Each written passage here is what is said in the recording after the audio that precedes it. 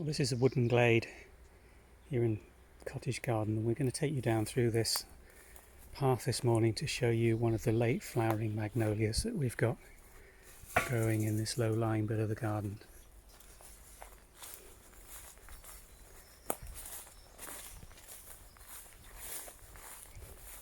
And a blanket, a speedwell, in this quite heavy shade.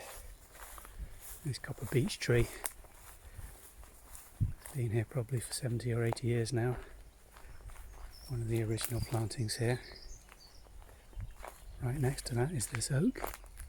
There's a little walnut tree coming on in the background. But what we've come to look at, don't know whether you can just start to make it out, is this beautiful late flowering yellow-green magnolia.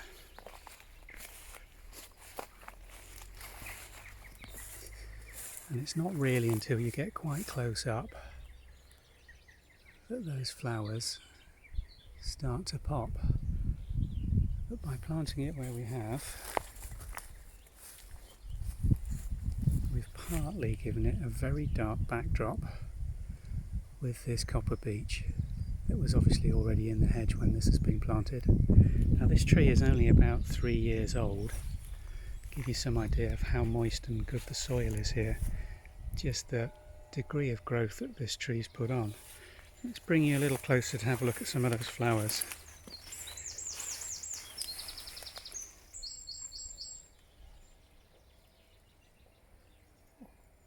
Pointing upright, they've got golden centres. They are lightly scented but not heavily scented. You certainly don't get a strong aroma around this tree. You've got to go close up to the flowers to really appreciate the scent, the sweet honey-like scent that comes off these. But it's flowering quite prolifically. And what's quite unusual in this tree is even these little shoots out of the main stem, each one of them tipped with a flower bud, now coming into its full flower. Will flower for approximately 3 to 4 weeks during May. Last flowers coming around beginning of June most seasons, and then they will set seed if you let it. But we've never seen seedlings growing up from this, but it is still a very young tree.